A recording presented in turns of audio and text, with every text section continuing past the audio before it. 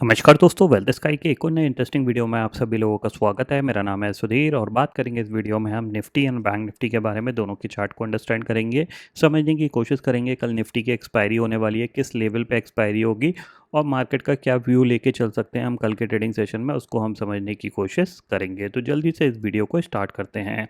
सबसे पहले अगर हम बात करें आज के मार्केट की, तो एक गैप डाउन ओपनिंग देखने को मिली, गैप डाउन के बाद सेल ऑफ देखने को मिला और फिर हमें रिकवरी देखने को मिली, क्योंकि लास्ट ट्रेडिंग सेशन में एक अच्छा खासा मोमेंट हुआ था। तो यहाँ पे लोअर साइड पे जैसे क्रूड नीचे आया, एक रिकवरी हमें देखने को मिल गई थी। ठीक है, सेम चीज़ बैंक निफ्टी में नीचे आया, अराउंड 57,500 के आसपास आया, वहाँ से एक रिकवरी हमें देखने को मिली और जो क्लोजिंग आई है वो करीब 57,975 के आसपास आई है।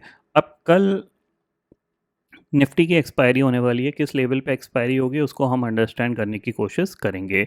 तो यहाँ पे सबसे पहले जैसे कि मैंने आपको शॉर्ट स्ट्रैडल कंसेप्ट बताया हुआ है, उस पॉइंट ऑफ व्यू से अगर हम देखें, मैंने आपको हमेशा बोला है कि जब भी निफ्टी की नई सीरीज स्टार्ट होती है तो जब भी एक शॉर्ट स्ट्रैडल, मतलब आप कोई भी शॉर्ट स्ट्रैडल बेचोगे तो उसका टोटल प्रीमियम करीब 300 साढ़े 300 पॉइंट का होता है। ठीक है, जैसे अगर आप देखोगे 28 जुलाई का 24,200 का शॉर्ट स्ट्रैडल देखते हो, ठीक है, 24,200 का शॉर्ट स्ट्रैडल देखते हो तो करीब करीब कितना चल रहा है, 216 कॉल और 148 पुट और मोटा मोटा आप 350 पॉइंट का चल रहा है। ये हमेशा चलेगा, ठीक है ना, ये ध्यान में रखिएगा। जो करंट विक्स है, अगर विक्स बढ़ जाता है तो ये प्रीमियम भी जंप हो जाता है। और मैंने आपको ये बताया है कि लास्ट एक्सपायरी जो होती है, मार्केट उसी के रेंज के अंदर एक्सपायरी देने की कोशिश करता है ताकि जो ऑप्शन सेलर है उसको प्रॉफिट मिल जाए या फिर उसको कोई लॉस ना हो। ठीक है, तो लास्ट एक्सपायरी हुई थी 24,050 पे, तो 24,050 से अगर हम राउंड फिगर मान लो 24,000 लेके चलते हैं, तो यहाँ से अगर हम 350 पॉइंट ऊपर नीचे मार्क कर लेते हैं तो हमारा जोन क्या निकल के आएगा, करीब करीब ऊपर आपका 24,350 और नीचे आपका मोटा मोटा 23,700 के करीब का। ठीक है, 23,650 के करीब ये निकल के आएगा। ठीक है, अब मार्केट क्या था, अगर लास्ट ट्रेडिंग सेशन की बात करें तो अपर रेंज में था और मैंने आपको ये भी बताया था कि 24,400 450 के आसपास मेरा सेलिंग का व्यू है। क्यों? क्योंकि सेम कंसेप्ट पे ऊपर से मार्केट नीचे की तरफ आता तो इसलिए मैं सेलिंग के मूड में था। बट आज मार्केट गैप डाउन खुल गया, इवन बैंक निफ्टी में जो मेरे को पोजीशन बनानी थी वो भी नहीं बना पाया क्योंकि गैप डाउन खुल गया, तो फिर मौका नहीं मिला। ठीक है, तो इस हिसाब से अगर देखा जाए तो अपने शॉर्ट स्ट्रैडल की रेंज के अंदर ही अभी निफ्टी है, यानी ऑप्शन सेलर को कहीं ना कहीं अभी 100 रुपये के आसपास उसको मिल रहे होंगे। ठीक है, अगर आप देखोगे यहाँ पे मान लो 24,000 का शॉर्ट स्ट्रैडल देखते हैं हम, तो आपको दिखेगा करीब 269 और प्लस करीब करीब 280 रुपीज़ का चल रहा है। तो मोटा मोटा अगर 350 में से हम 280 माइनस कर देते हैं तो 70 पॉइंट का उसको प्रॉफिट यहाँ पे मिल रहा है इस करंट कंडीशन पे। ठीक है, अब उसके लिए इम्पॉर्टेंट क्या है, उसके लिए इम्पॉर्टेंट ये है कि अगर 24,200 पे एक्सपायरी होती है तो वेल एंड गुड है, उसको करीब करीब 100 रुपये कमाने को मिल जाएंगे। अगर 24,100 पे होती है तो उसको करीब 200 रुपये कमाने को मिल जाएंगे। और अगर 24,300 पे होती है तो फिर वो कहीं ना कहीं 40-50 रुपये यहाँ पे कमा लेगा। ठीक है, बट उसके लिए प्रॉब्लम कब है, प्रॉब्लम जब है जब ये 24,350 के ऊपर निकलेगा, तब वो ब्रेक इवन है। तो चांसेस वेरी हाई कि कल मार्केट की एक्सपायरी 24,200 के आसपास हो सकती है, ऐसा मेरे को लग रहा है। ठीक है, क्यों? क्योंकि आज भी अगर देखोगे तो यहाँ से एक अच्छा खासा मोमेंटम बन सकता था, ऊपर की तरफ रिकवरी आ सकती थी, बट ये कहीं ना कहीं इसी लेवल पे क्लोज हो गया। उसका मेजर रीज़न है शायद क्रूड ऑयल ऊपर से नीचे तो आया ही है। ठीक है, अगर आप देखोगे तो रियल टाइम कमोडिटीज़ में अगर हम चलें तो ऊपर से नीचे तो आया है, करीब आपका 91 से 88 के आसपास आया है, लेकिन 88 से नीचे नहीं गया, ये यहीं कहीं सस्टेंड हो गया।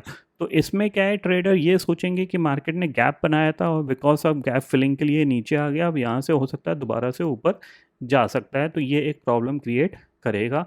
तो इतना आप ज़रूर ध्यान में रखिएगा। और दूसरी तरफ से कि ईरान की तरफ से कुछ स्टेटमेंट आए तो हैं, लेकिन वो कितने वैलिड हैं इसका थोड़ा सा अंदाज़ा लगाना मुश्किल है, क्योंकि ज़्यादातर रूमर्स ही होते हैं, क्योंकि ईरान कोई स्टेटमेंट देता नहीं है, सिर्फ यूएस ही स्टेटमेंट देता रहता है। तो ये मतलब थोड़े से रूमर्स पे भी मार्केट को भरोसा नहीं है, स्पेशली क्रूड ऑयल को। ठीक है, तो इस पे आप ज़रूर ध्यान में रखना। इसमें जब भी हम थोड़ा सा श्योर होंगे जब ये 85 के नीचे जाना स्टार्ट होगा। जब तक ये 88 89 के आसपास ट्रेड कर रहा है तब तक ये प्रॉब्लमेटिक है और हमारे मार्केट में ऊपर के लेवल पे प्रॉफिट बुकिंग देखने को मिलती ही रहेगी, ये ध्यान में ज़रूर रखिएगा। ठीक है, तो जैसे कि मैंने आपको बताया कि शॉर्ट स्ट्रैडल कंसेप्ट के हिसाब से 24,300 के नीचे अगर एक्सपायरी होती है तो ऑप्शन सेलर को कोई यहाँ पे लॉस नहीं होगा, उसको इवन 40-50 रुपये कमाने को ही मिलेंगे। उसके लिए प्रॉब्लम जब भी है जब 24,350 के ऊपर निकल जाएगा। तो मुझे लगता है कि वो थोड़े बहुत पैसे कमाने के लिए 24,300 के आसपास कहीं ना कहीं निफ्टी को रखने की कोशिश करेंगे, इतना आप ध्यान में रखिएगा, ठीक है। तो बहुत बड़ा यहाँ पे मोमेंटम मैं एक्सपेक्ट नहीं कर रहा हूँ यहाँ पे, तो बैंक निफ्टी भी हो सकता है आपको साइडवेज ही देखने को मिल सकता है। और बैंक निफ्टी का मैंने लास्ट वीक वीडियो डाला था, क्लियरली बताया था कि बैंक निफ्टी 58,000 के आसपास ही घूम सकता है, क्योंकि इसमें ऑप्शन सेलर की जो पोजीशन होती है वो मंथली होती है, और मंथली ऑप्शन सेलर कभी नहीं चाहता कि उसको लॉस हो या फिर उसको कम प्रॉफिट मिले, क्योंकि एक महीने का टाइम दिया है ना उसने। जब उसने एक पूरा एक महीने का टाइम दिया है तो वो मैक्सिमम चाहेगा कि वो उस पॉइंट पे एक्सपायरी कराए जहाँ पे उसको मैक्सिमम प्रॉफिट हो सकता है। और बैंक निफ्टी ने ज़्यादातर टाइम 57,500 से लेके 58,000 के बीच में काटा है। अगर आप देखोगे यहाँ पे आवली चार्ट में लगाता हूँ तो यहाँ पे आपको देखने को मिल जाएगा। तो इसका एडवांटेज मैक्सिमम यहाँ पे जो दिख रहा है वो ऑप्शन सेलर ही लेने की कोशिश करेगा। अगर आप देखो तो इसको भी थोड़ा सा और ऊपर कर लो, आपको दिख रहा है इस जोन के अंदर इसने मैक्सिमम टाइम काटा है, मतलब जुलाई पूरा इसी जोन के अंदर निकाल दिया है। तो मुझे लगता है कि यहीं कहीं इसकी एक्सपायरी होगी। इसके रिगार्डिंग मैंने आपको पोजीशंस भी बताई थी कि आप 58,000 का शॉर्ट स्ट्रैडल बेच के काम कर सकते हो। अगर 58,000 या फिर आपका 57,800 या फिर 58,100 इसके आसपास एक्सपायरी हो गई तो आपको एक अच्छा प्रॉफिट मिल जाएगा। मैंने अपनी पोजीशन भी दिखाई थी। अभी उस करंट पोजीशन में अगर आप देखोगे तो करीब करीब 14,833 रुपये का प्रॉफिट चल रहा है। मेरे को थोड़ी सी और ऊपर एग्रेसिव पोजीशन बनानी थी, but because of bank Nifty gap down ही खुला तो वो मौका नहीं मिल पाया, क्योंकि मैंने आपको बताया था कि 58,700 58,800 के आसपास मैं थोड़ा सा और एग्रेसिव बनाऊंगा, क्योंकि मेरा एक्सपेक्टेशंस ये है कि 58,000 पे होगी या फिर इसके नीचे होगी। तो 58,000 की कॉल जो है वो जितनी अच्छी महंगी मिल सकती थी वो उस पे बनाने में ज़्यादा बेनिफिट मिलता, जो कि लास्ट ट्रेडिंग सेशन में करीब 900 रुपये पे मिल रही थी। अगर ये आज और ऊपर गैप अप या थोड़ा बहुत ऊपर और चला जाता तो 1,000 रुपये के आसपास मिल सकती थी, तो वहाँ पे उसको सेल करने में बेनिफिट ज़्यादा अच्छा मिल सकता था।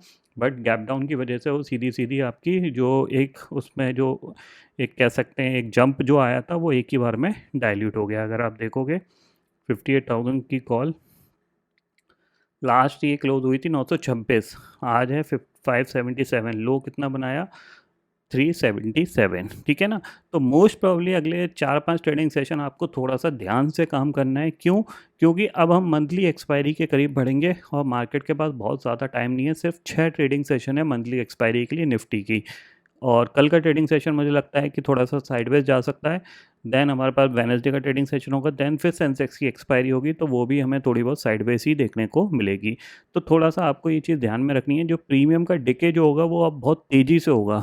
मतलब अभी तक क्या था, प्रीमियम धीरे धीरे डिके होता था तो कहीं ना कहीं सेफ रहते थे, बट अब क्या होगा, प्रीमियम बहुत तेज़ी से डिके होगा, ये ध्यान में रखिएगा। मतलब हर एक घंटे के हिसाब से आपका प्रीमियम बहुत तेज़ी से डाइल्यूट हुआ करेगा। इवन थोड़ा बहुत भी मूवमेंट आया आपके अगेंस्ट तो भी प्रीमियम बहुत तेज़ी से डाइल्यूट होगा, ये चीज़ आपको ध्यान में रखनी है, ठीक है।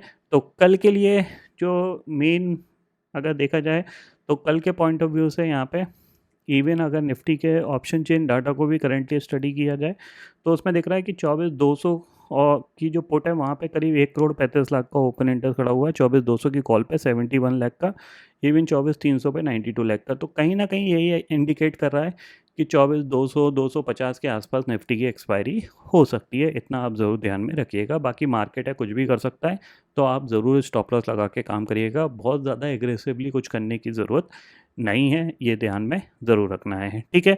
बाकी ग्लोबल मार्केट अगर हम करेंटली देखें तो यहाँ पे हमें ग्लोबल मार्केट का जो सिनेरियो दिख रहा है, ठीक है। तो डाउ फ्यूचर करीब 150 पॉइंट ऊपर है, नैस्डैक फ्यूचर करीब 239 पॉइंट ऊपर दिख रहा है। सस्टेंड करेंगे नहीं करेंगे ये एक मेन क्वेश्चन होगा, बट इंपॉर्टेंट ये है कि अभी हरे निशान में कामकाज कर रहे हैं, ये अच्छी चीज़ है। ये चीज़ हमारे मार्केट के लिए अच्छी रहेगी। जितना मार्केट हमारा ऊपर के लेवल पे कंसोलिडेशन करेगा या फिर थोड़ा बहुत ऊपर जाने की कोशिश करेगा उतना ही अच्छा है, ठीक है ना। क्यों? क्योंकि जब ये ऊपर जाने की कोशिश करेगा तो पुट बहुत तेज़ी से डाइल्यूट होंगी और ऊपर से धीरे से नीचे लाने में मार्केट को ज़्यादा परेशानी नहीं होती है, ये ध्यान में रखिएगा। तो अल्टीमेटली क्या है, जो सेंटीमेंट है उसके साथ मार्केट टिका रहेगा, तो ज़्यादातर लोगों को एक्सपेक्टेशंस ये रहेगी कि मार्केट ब्रेकआउट दे देगा। तो उस चक्कर में लोग क्या करते हैं, एग्रेसिव पोजीशन बनाते हैं, फिर मार्केट उनको ट्रैप करने के लिए नीचे आ जाता है। तो ये चीज़ आप थोड़ी सी ध्यान में ज़रूर रखिएगा, ठीक है। तो फिलहाल दोस्तों इस वीडियो में इतना ही है। आई होप ये वीडियो आपको पसंद आएगा। वीडियो पसंद आता तो लाइक और शेयर ज़रूर करिएगा और चैनल को जो सब्सक्राइब कर लीजिए, क्योंकि मैं सुधीर लेके आता रहूँगा हर दिन आपके लिए नए नए वीडियो। इसी के साथ शुक्रिया दोस्तों, जय हिंद।